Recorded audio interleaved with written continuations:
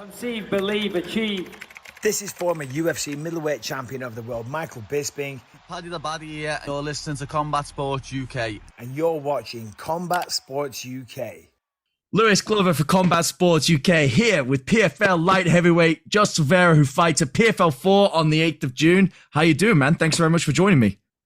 What's up, Lewis? Feels good to be on here. Appreciate the invite. I'm doing well, man. Nice Friday. That's awesome. That's awesome. How's your day been so far? You were just saying you were getting a bit of training in. What was that session looking like for you?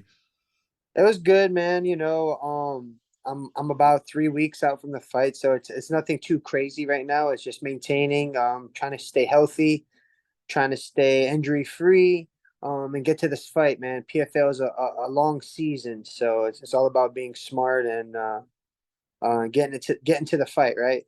Absolutely, absolutely. You're taking on Delan Monte, and with this seasonal format that the PFL brings, you know, you've already got your 6 points in the bag with your fantastic first round finish. He doesn't have any points right now. He's going to be desperate for a win, and also, you know, really pushing for those bonus points. Look, you know, coming out of the gate hot to try get into the playoffs. Does that factor into your preparation at all? Imagining what he's going to do, or are you just focused on what you're doing? Man, I'm always focused on mostly what I'm doing, but of course I'm taking that in consideration. You know, it's a seasonal format, so I know he needs the points. I know a first round finish is probably where he has to be aiming to. You know, it might even come down to like the minutes or the seconds, and for his technicality. I have that, you know, part of my game plan. It's sitting there, but it's nothing I'm too worried about. I'm still gonna do what I've done. If you look at my resume, I'm a finisher. So if I could get 6 points up there, another 6 points, you know, turn it into 12, we'll be standing pretty well, you know, in the brackets. Yeah, you certainly will. So how do you feel your skill set? You're a finisher. How do you feel that you match up against your opponent here? So I've known Delan actually for a while. I've known him since I was an amateur. We trained out in Arizona back in the day when I used to train with Ryan Bader at Power MMA and stuff.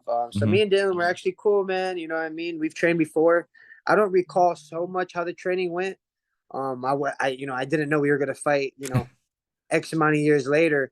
But I was a very green, just coming out of college wrestling. You know, I'm a completely different fighter now, so I think I'm just a bad matchup for anyone, but especially for a guy like him. You know, he's like a brawler, maybe gasses out a little bit, you know, so I'm more of a IQ guy, try to be strategic, try to be smart, and of course, you know, smell blood in the water when I need to. But I think it's just a good matchup for me, man. You know, nothing against him. I just think it's going to be a tough day for him, you know? Sure. And having that familiarity with the opponent, you said, you know, you've trained with him before, you're quite friendly. Does that bring a different element to the fight, or is it just, you know, business as usual for you? Man, you know, life, you have a bunch of experiences, and I've already experienced this fighting my buddy before, and I suffered my first loss against Omari last year in the playoff in the semifinals. And that guy, he's legitimately like a teammate. Like I seen him all in the gym. We trained together when he was in the UFC. So we knew each other pretty well. And I went through that experience that fighting my teammate, and in a funny way, let me tell you, Omari ruined that experience for me because I lost. So I don't care about that teammate friend thing. You know, I'm there to win. Right. I'm not gonna let that mess me up. I already kind of let it mess me up. My first loss, man, and I learned my lesson. A fight's a fight at the end of the day. You know, we could hug and be friends afterwards, but yeah, I'm not. That's not gonna make me fight him any softer or less. The fact that I known him a couple years ago. Sure, you know? no, yeah, that makes sense, and I really that partially answers my next question, and that was going to be that you did make it to the semifinals of the PFL last season. So what changes have you made to your preparation and how you go about things to help you go the next step this time around? Obviously, you've learned from having that experience training or competing against someone that you're close with. But is there anything else that you've learned and you've adopted to help you go the extra mile and one step further this year? Yeah, man. We learn as we go through this crazy career that we call mixed martial arts, right? Fighting. Yeah, it's definitely a learning experience, and I've done a couple of tweaks and a couple little adjustments, but I don't change anything too crazy. Maybe in the beginning, I was like blaming my mullet or something because my hair was going all over the place. The dramatic, you're as a fighter, you're always trying to find these little details of why you lost and how, and you go kind of crazy. But I just broke it down, simple stuff, man. Better sleep, better diet. I'm a little bit older now, so I have to be a little smarter with my training, you know what I mean? um just just doing things better to sustain my work ethic, you know what I mean? So I need to work more at the gym. For me to work more at the gym, I need to treat my body better. I need to, you know just from like cooking at home, sleeping earlier, living closer to the gym, little Mm-hmm. things like that, man. Small little details that help me create less stress in my life. And I feel a huge, huge difference this year from last year. You know, this year I'm more of an experienced PFL guy. I've been there before. I've been in the semis. I know how it feels to have 0 points and, you know, try to hit a first round finish. I've done all that stuff already in the little time I was in the PFL. So I feel like I did all the hard work in the front end. Now I just got to do a couple little adjustments and we're good to go, man. I'm a threat for everybody in that weight division. Excellent, excellent. And yeah, there's no way that glorious mullet was doing anything negative for you, man. It's a great look. You've got to keep rocking it. Um, Yeah. the PFL format is extremely unique and it's very different to what other organizations are offering right now. So just how tough is it turning up and making sure that you're ready and prepared? You already spoke about some of the changes you've made to make sure your body and your your physical being is ready and prepared. But just maybe what is something that people don't quite understand or appreciate, just how difficult it is turning up and fighting with such regularity? Yeah, man. Everyone sees you on fight night, right? Or they see a couple little embedded shows or Mm-hmm. some videos that 30 seconds, released. But there's these small little details, man. And I tell everybody, getting ready for a fight's hard. Getting to the fight feeling ready is even harder. You know what I mean? So with the PFO format, you're fighting every 2 to 3 months. You tend not to spar as much. You don't want to hurt yourself. You want to keep the cardio up, and every once in a while, you want to have a good sparring session, in my opinion. But you have to have, as a fighter, you want to go, go, go. You have to have a good team around you, man, that holds you back a little bit and makes you understand that there's a bigger picture, right? It's not about winning practice that day. It's about getting to the fight and making it to the million and winning that million, right? That's where the glorious part, that's where all the strategic um things come in place, and at the end it's a better understanding for the fighter why we did things certain ways, Right. you know but yeah, dude, the PFL is a long season, man. You don't see, like, for example, you're probably familiar with soccer, right? You Mm-hmm. think those guys are going hard in practice every day? No, man, they're passing the ball around, shooting in the goal. Sometimes they're not even practicing, they're just like talking, and it's just like, you almost think, man, how are these guys so talented when they don't even practice hard? It's because they already put in so much soccer hours. You know what I mean? Their thing Mm-hmm. is to perform for the fans when that time comes. When the lights are on. So for me, um, I've trained many times, man. I've came from a Division 1 wrestling program. I've competed my ass off to be the best guy in the gym. You know, I still think like that, but I could make $1 million, man, and I'm not gonna let my pride get in the way because I'm working out too hard, or I hurt myself, or broke my hand, or broke a hand, or whatever the Mm-hmm. case is. Mm-hmm. So just get to the fight, man. Believe in your ability. Know that the PFL is a growing show, and they called you for a reason. You know what I mean? So that's how we Yeah. get it.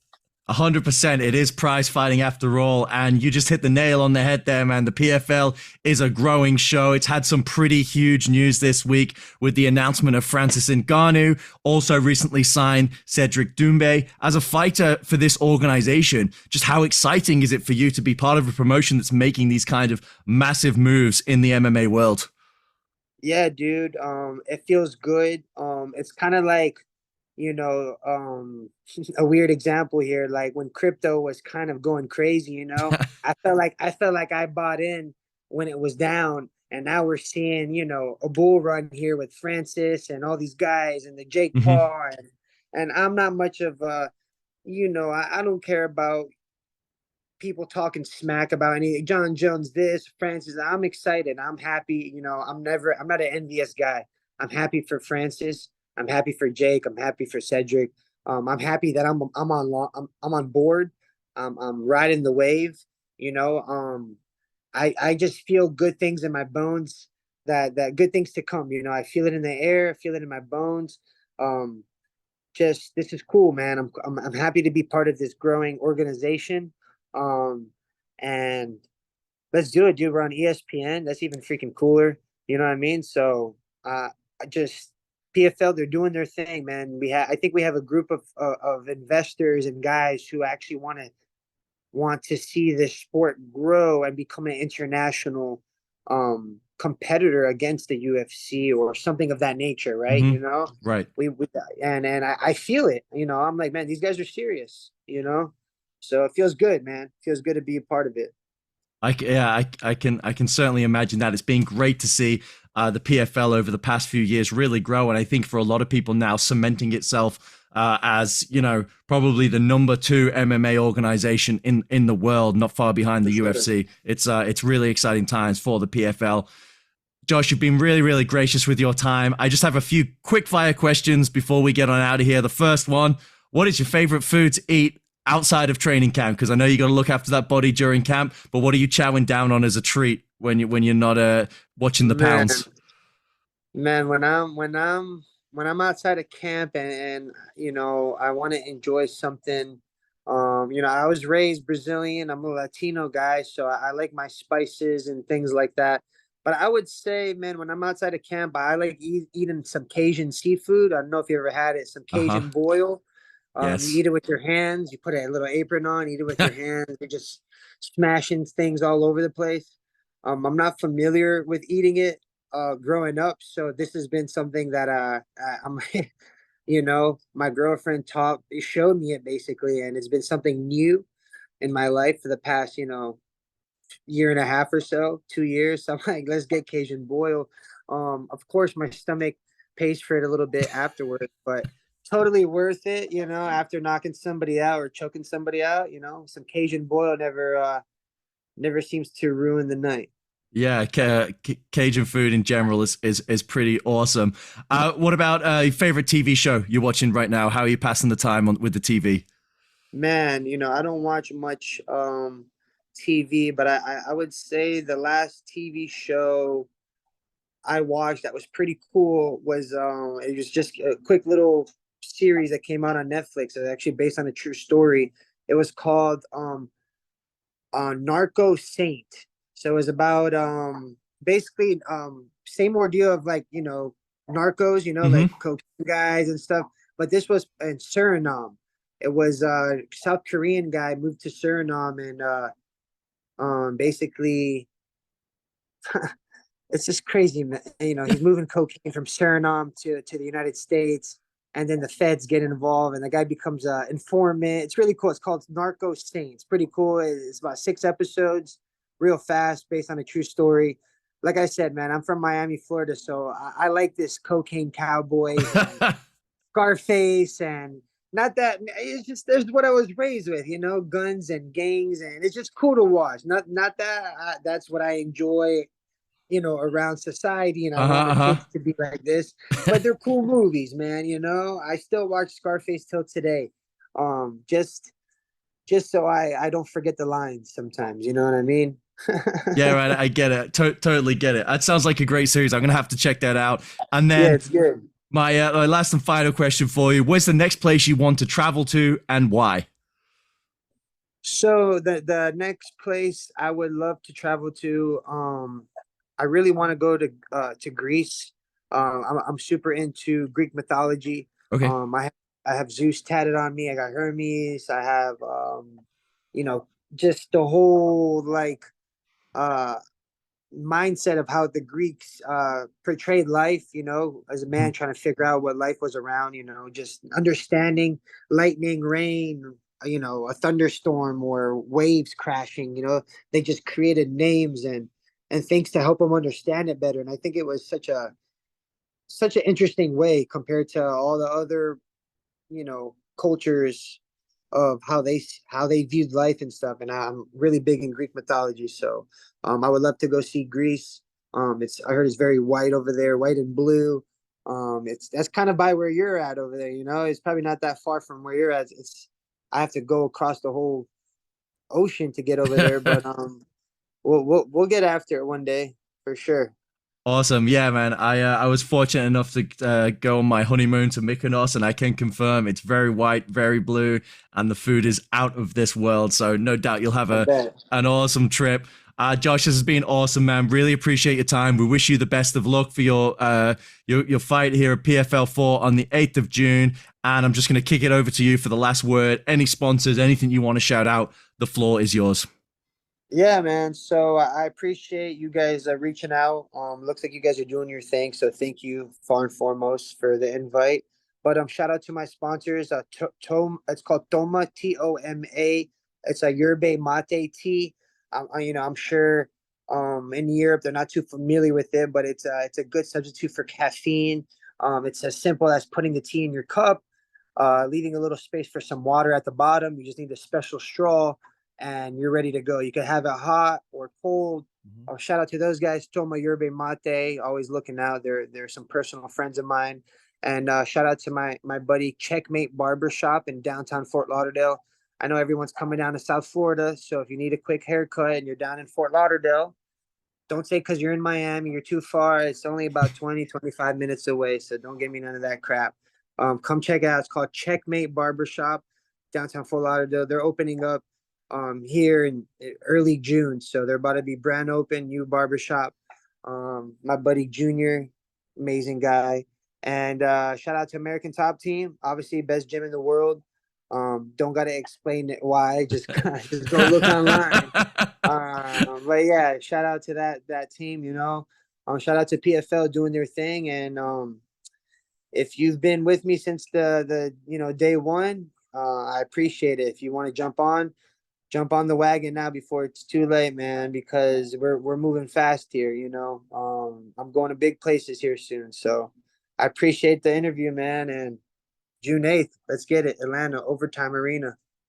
June 8th, Atlanta Overtime Arena. Thanks very much, Josh. Appreciate it, man. Thank you, brother. Take it easy. Peace.